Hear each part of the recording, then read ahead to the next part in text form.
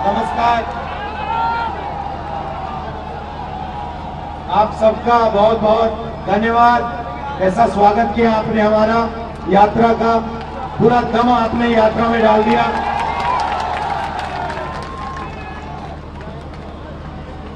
एक साल पहले हमने यात्रा शुरू की कन्याकुमारी से कश्मीर तक,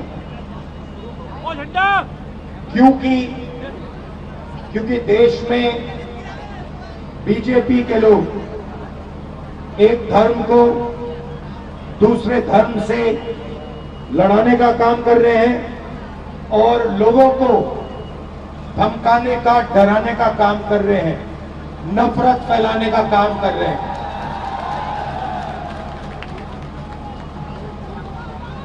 मैं आपसे पूछता हूं, अगर परिवार में लड़ाई होती है, भाई ठहर जाओ, अगर परिवार में लड़ाई होती है, एक भाई दूसरे भाई को मारता है, तो वो परिवार मजबूत होता है, कमजोर होता है? कमजोर होता है।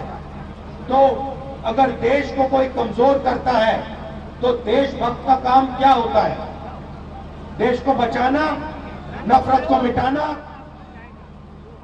डर को मिटाना, हिंसा को मिटाना। यही लक्ष्य भारत जोड़ो यात्रा का था। जो नफरत समाज में फैलाई जा रही है, उसके सामने यात्रा ने 4000 किलोमीटर, और सिर्फ मैं नहीं चला भाइयों और बहनों, लाखों लोग चले हैं। मीडिया में पूरा ब्लैकआउट कर दिया था, जैसे इस यात्रा को पूरा ब्लैकआउट कर दिया है। मगर देश के दिल के अंदर, आत्मा के अंदर, डीएनए के अंदर यात्रा का मैसेज गया, मोहब्बत का मैसेज गया, नफरत के खिलाफ मैसेज गया, और इससे देश मजबूत हुआ। जैसे ऐसी भीड़ है, वैसे ही यात्रा में मैं चल रहा था, भीड़ थी।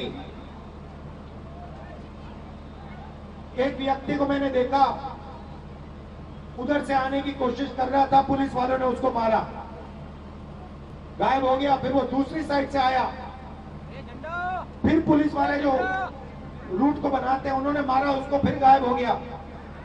तीसरी बार मैंने उसको यहां देखा, पुलिस वालों को धकेल के, अकेला 10-15 पुलिस वालों को धकेल के मेरे सामने खड़ा हो गया पिछली यात्रा में, और कहता है सुनो, मेरे सामने आके खड़ा हो जाता है, ऐसे कहता है, मैं जानता हूं तुम क्या कर रहे हो, मैं जानता हूं तुम क्या कर रहे हो। मैंने कहा भाई इसको क्या हो गया? मैंने उसको बुलाया, मैंने कहा इधर आओ, थोड़ा रिलैक्स करो। फिर कहता है मुझे, मैं जानता हूं आप क्या कर रहे हो, आप नफरत के बाजार में मोहब्बत की दुकान खोल रहे हो। मतलब नारा हमने नहीं दिया, नारा भीड़ के दिल में से निकला है, और भीड़ और जनता समझ गई कि भारत जोड़ो यात्रा क्या करने की कोशिश कर रही है, भारत को जोड़ने की कोशिश कर रही है। अब पहली यात्रा में से एक सवाल उठा, और मैंने बहुत सारे लोगों से पूछा, देश में नफरत फैल रही है, और मैंने पूछा क्यों फैल रही है, इसका कारण क्या है? और मैंने ये सवाल हजारों लोगों से पूछा होगा। भाई नफरत फैलाई जा रही है, हिंसा फैलाई जा रही है, इसका कारण क्या है? नहीं, वोट बैंक नहीं है भाइयों बहनों, आप गलतफहमी में मत रहो, वोट बैंक नहीं है ये। और हिंदुस्तान की जनता ने ये मुझे बताया, किसानों ने, मजदूरों ने, राहुल जी, हिंसा और नफरत का कारण अन्याय है। हिंदुस्तान के सब गरीब लोगों के साथ 24 घंटा इस देश में अन्याय होता है। किसान के खिलाफ अन्याय होता है, छोटे दुकानदार के खिलाफ अन्याय होता है, युवाओं के खिलाफ अन्याय होता है, सड़कों पे माताओं बहनों के खिलाफ अन्याय होता है। हिंसा का कारण, नफरत का कारण अन्याय है। इसीलिए हमने दूसरी भारत जोड़ो यात्रा में भारत जोड़ो न्याय यात्रा शब्द जोड़ दिया, क्योंकि अब ये दूसरी यात्रा भारत को जोड़ने का काम कर रही है। मगर ये दूसरी यात्रा अन्याय के खिलाफ लड़ रही है और न्याय को जनता के सामने लाने की कोशिश कर रही है। अब मैं आपसे एक सवाल पूछना चाहता हूं। यहां पे शांत हो जाए थोड़ा। यहां पे बहुत सारे लोग हैं। यहां पे हिंदुस्तान में पिछड़े लोगों की कितनी आबादी है?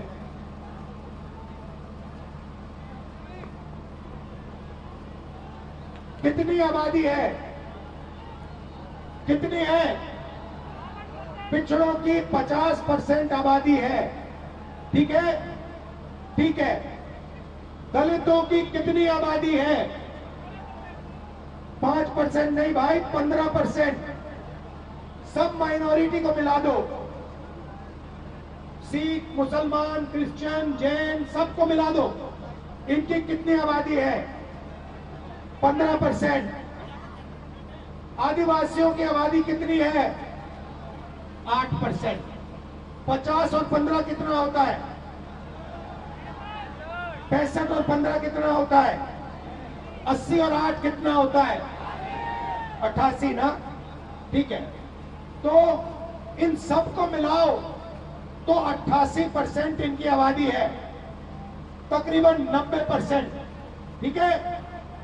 अब मैं आपसे पूछना चाहता हूं, हिंदुस्तान के सबसे 200 बड़ी कंपनियों की मालिकों की लिस्ट निकालो। ठीक है। उनमें से 90% के कितने मालिक बताओ? कितने? एक भी नहीं। छोड़ो, शायद आप लोग 90% लोग कहते हैं भैया हम हिंदुस्तान की सबसे बड़ी कंपनियों के मालिक नहीं बनना चाहते। तो फिर मैं आपसे पूछूंगा, ठीक है, मालिक नहीं बनना चाहते, मालिक बनने का दम नहीं है, तो फिर मैनेजमेंट में आपके लोग कितने हैं? 0। तो प्राइवेट कंपनियों, सबसे बड़ी प्राइवेट कंपनियों में आपका एक आदमी मालिक नहीं, आपके सीनियर मैनेजमेंट में एक बंदा नहीं। ठीक है। अब आप कहो, पता नहीं शायद कहो कि भैया 90% को प्राइवेट कंपनी में नहीं, कुछ नहीं चाहिए। ठीक है, फिर मैं आपसे पूछता हूं, ये मीडिया वाले जो घूम रहे हैं, मीडिया वाली कंपनी जो है, सबसे बड़ी कंपनियां हैं, इनमें से 90% के मालिक कितने? कितने? 0। ठीक है। बड़े बड़े रिपोर्टर के नाम देखो,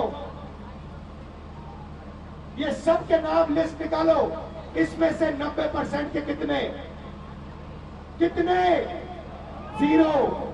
ठीक है। आप कहोगे भैया हमें हिंदुस्तान की सबसे बड़ी कंपनियों में भागीदारी नहीं चाहिए, हमें मीडिया में भी भागीदारी नहीं चाहिए। मैं कहता हूं गलत है, मगर शायद आप लोगों के दिल में यही है। तो फिर मैं आपसे पूछूंगा भैया प्राइवेट अस्पतालों की लिस्ट निकालो, डॉक्टरों की लिस्ट निकालो, इसमें आपके कितने लोग?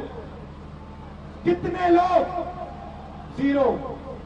फिर मैं कहूंगा भैया पता नहीं क्या हो गया, 90% ना प्राइवेट अस्पताल चलाना चाहता है, ना कंपनियों में भाग लेना, भागीदारी चाहता है, ना मीडिया में चाहता है। फिर मैं कहूंगा ठीक है भैया चलो, आईएएस में आपके कितने? हिंदुस्तान के बजट को 90 लोग चलाते हैं। ठीक है।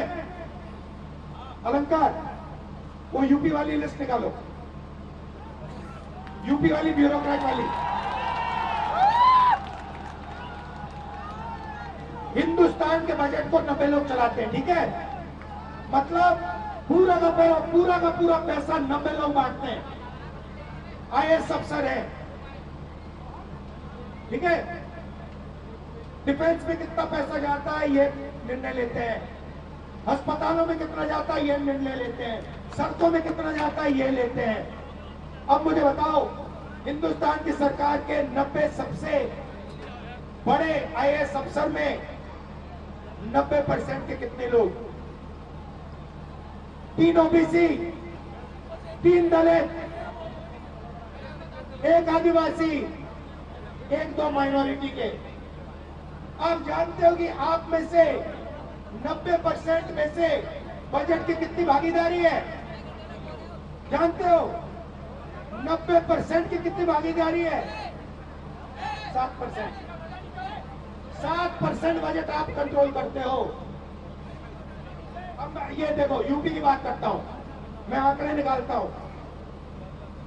यूपी के बजट को सुनो, यूपी के बजट को 90%, यूपी की 90% आबादी यूपी के बजट को 62 अफसर कंट्रोल करते हैं, ठीक है, 62। अब मैं आपसे पूछता हूं, इन अफसरों में से 62 अफसरों में से 90% के कितने यूपी में बताओ? मैं आपको बताता हूं भाइयों, मैं बताता हूं, ओबीसी की भागीदारी यूपी के बजट में 55% हो आप, कम से कम आपकी भागीदारी 4%।